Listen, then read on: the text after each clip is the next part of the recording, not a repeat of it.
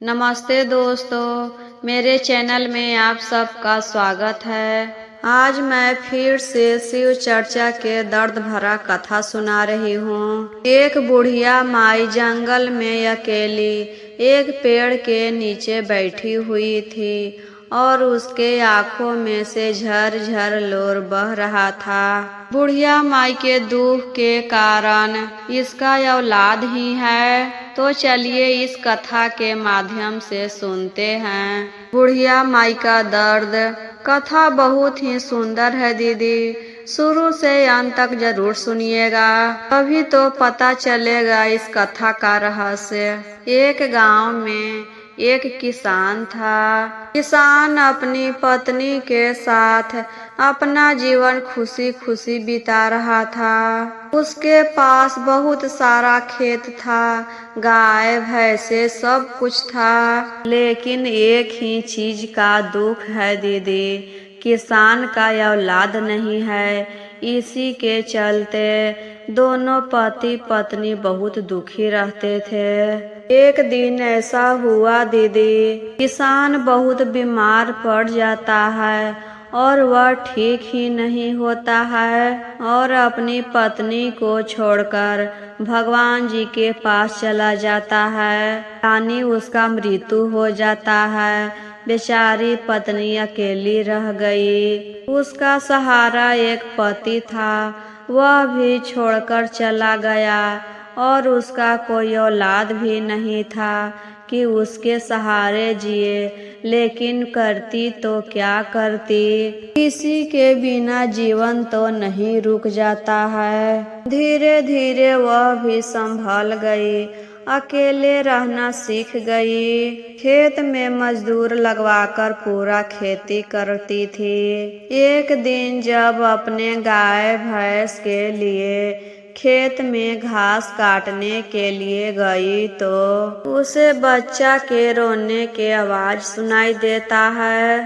घास को हटाकर देखती है तो वहाँ पर एक छोटा सा लड़का और एक लड़की थी। वह कहती है, पता नहीं यहाँ पर इतना छोटा बच्चा को कौन छोड़कर चली गई। जो बच्चा नहीं मांगता है उसे भगवान दे देते हैं और जो बच्चा मांगता है उसे भगवान तरसाते रहते हैं। पता नहीं किसका बच्चा है, कौन छोड़कर चला गया। कुछ समय वहाँ पर इंतजार करती है कि कोई अपना बच्चा लेने आएगा। कुछ समय इंतजार करने पर वहाँ पर कोई नहीं आता है तो अपने साथ दोनों बच्चा को लेकर घर आती है। घर आने पर गांव के लोग पूछते हैं, किसका बच्चा है, कहाँ से लेकर आई है, लेकिन वह कहती है कि यह हमारा बच्चा है। किसी से भी नहीं कहती थी कि उसे बच्चा घास में मिला है, क्योंकि उसे सब नाजायज कहने लगेंगे। इसी चलते उस बच्चे को अपना नाम देती है कि यह हमारा बच्चा है और अपने बच्चे के तरह पालने लगी। दोनों बच्चा को कभी एहसास नहीं हुआ कि यह उसकी माँ नहीं है। खूब प्यार करती थी, जो भी बच्चा मांगता था तुरंत देती थी। दोनों भाई बहन बड़ा हो गया। बेटा के पढ़ाने में माँ अपना सारा खेत बेच देती है और बेटी के पढ़ाने में अपना गाय भैंस सब बेच देती है। जब बेटा बेटी सियाना हो गया तो माँ कहती है, अब हम तुम दोनों को शादी करवा देते हैं। तो बेटी कहती है, माँ हम अपना पसंद से शादी करेंगे। माँ मना कर देती है, पता नहीं कौन जात का होगा, कैसा लड़का होगा, जिसे हम पसंद करेंगे उसी से शादी करना। बेटा भी कहता है, माँ हम अपने लिए एक लड़की पसंद किए हैं, हम उसी से शादी करेंगे माँ मना कर देती है, नहीं बेटा, गांव के लड़की से शादी करना, शहर के लड़की से शादी नहीं करना, वह कुछ नहीं करेगी। गांव के लड़की समझदार रहती है, काम करती है, सेवा करेगी, और शहर के लड़की तो खाना भी नहीं बनाती है, इधर उधर घूमने में रहती है। गांव के लड़की से शादी करेगा तो खुश रहेगा। बेटा नहीं मानता है और वहाँ से चला जाता है। जाकर मंदिर में उसी लड़की से शादी कर लेता है जिसे वह पसंद किया था, और शादी करके घर लाता है। घर आने के बाद माँ से कहता है, माँ हम शादी कर लिए। माँ देखती है तो कुछ नहीं कहती है कि अब तो शादी कर ही लिया तो बोलने से क्या फायदा, और बेटा और बहू को घर में रखने लगती है। नया नया में तो बहू अपनी सास को खूब सेवा करती है। एक दिन सास सोचती है कि बहू को सब बता देते हैं कि यह बेटा हमारा सगा नहीं है।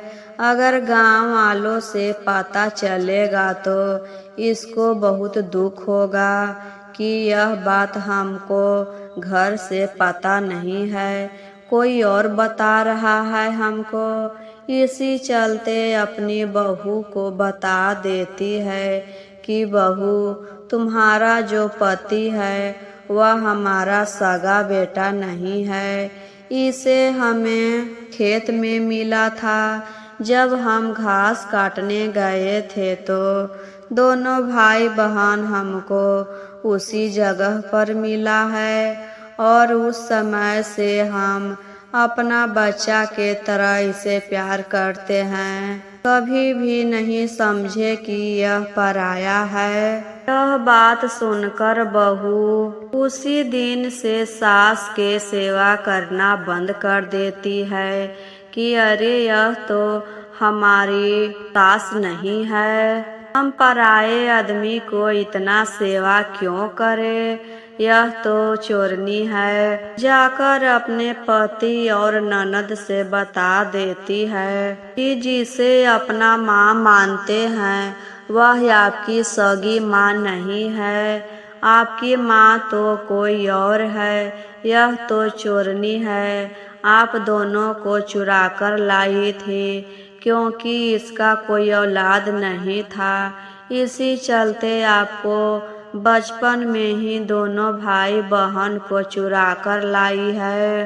तो बेटा अपनी पत्नी के बातों में आ जाता है और जाकर माँ को मारने लगता है कि तुम हमको चुरा कर लाई हो, हमारी माता पिता से दूर कर दी, तुम चोरनी है, इस घर में रहने लायक नहीं है। दोनों भाई बहन मिलकर अपनी माँ को मारती है और उसे घर से निकाल देती है। माँ वहाँ से चली जाती है और जंगल में एक पेड़ के नीचे बैठकर रोती है। उसका हाथ पैर जख्मी हो गया था। अपने साड़ी में से कपड़ा फाड़ती है और जख्म को पोंछकर बांध लेती है। पेड़ के नीचे बैठकर झरझर रो रही थी।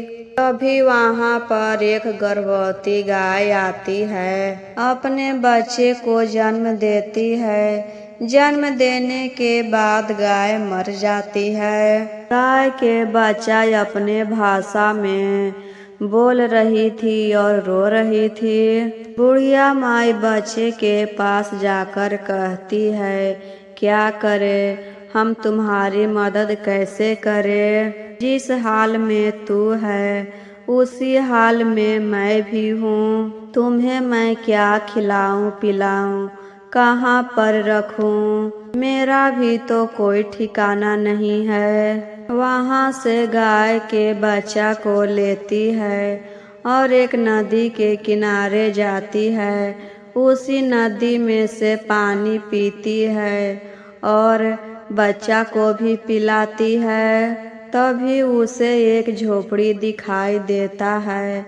उसी झोपड़ी के पास जाती है तो उसमें एक साधु बाबा थे। वही साधु बाबा बाहर आते हैं और कहते हैं, तुमको क्या चाहिए, यहाँ पर क्यों आई है? बुढ़िया माई कहती है, हमें बहुत दुख है बाबा। हमारे रहने के लिए ना तो घर है, ना ही कुछ खाने के लिए है। हमारे जीवन में बहुत दुख है। साधु बाबा कहते हैं, तुम्हारे साथ क्या हुआ?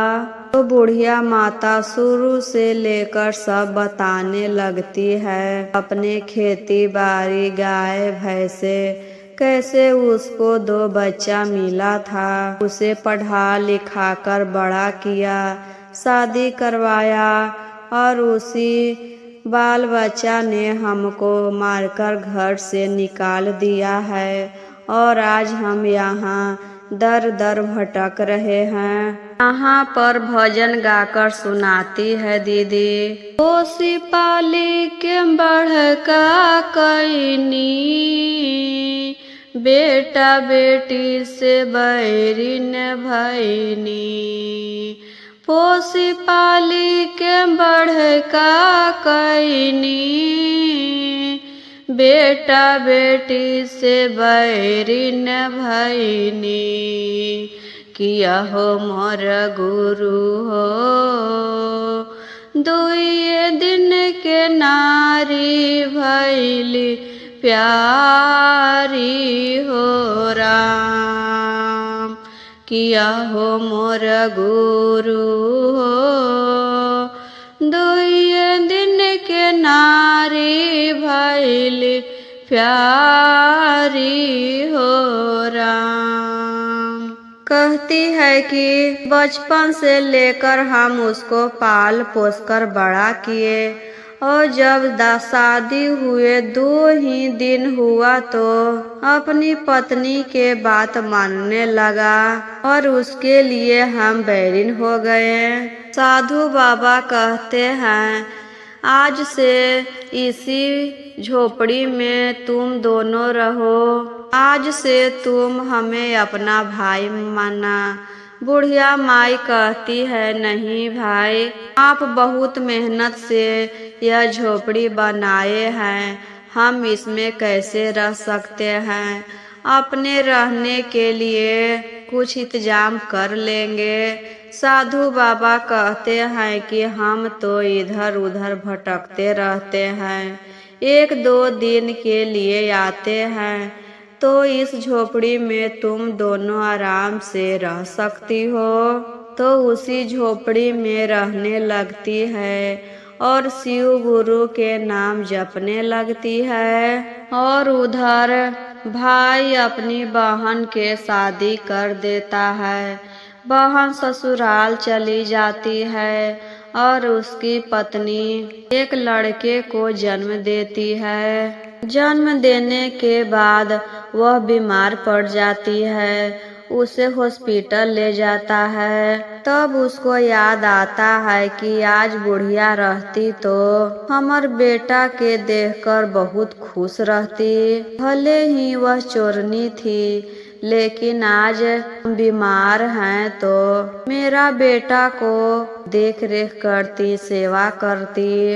हॉस्पिटल से आते समय रास्ते में वही साधु बाबा मिलते हैं तो बहू कहती है, चाचा एगो हमर सास थी, वह मेरी चोरनी सास थी, मेरे पति को चुरा कर लाई थी, उसे आप देखे हैं। तो साधु बाबा मुस्कुराते हैं। तभी वह आगे बढ़ जाती है। जो गाय के बच्चा था वह उसके गोदी में से बच्चा छीन कर बुढ़िया माई के पास लेकर आता है और अपनी भाषा में सब कहता है कि यह तुम्हारी बहू के लड़का है, तुम्हारा पोता हुआ। तुम इसे अपने पास रखो। तो बुढ़िया माई वह बच्चे को सेवा करने लगती है और इधर बेटा बहू दोनों अपने बेटा को ढूंढ रहे थे कि वह गाय के बच्चा किधर से आया और मेरे बच्चा को कहाँ लेकर चला गया। किस हाल में होगा मेरा बेटा, कहाँ होगा, क्या कर रहा होगा। दोनों छीट पीट खोज रहे थे। गांव के सब लोग से पूछ रहे थे कि कोई मेरा बच्चा देखा है, तो गांव के लोग मना कर देते हैं। तो बहू कहती है कि वही चोरनी सास लेकर चली गई होगी। जैसे आपको चुरा कर लाई थी वैसे ही मेरा बेटा को भी चुरा ली है। तो गांव के लोग बहुत बोलने लगते हैं बेटा और बहू को कि जिसने तुमको पाला पोसा उसी को तुम बड़ा भूला सुना रहे हो।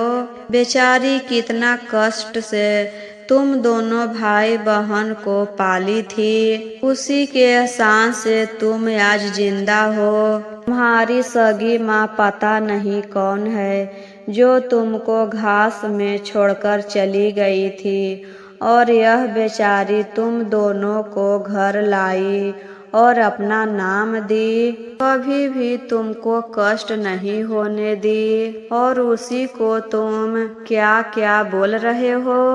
अपना अपना ही होता है, पराया पराया ही होता है। तुम दोनों तो पराया बनकर दिखा दिया।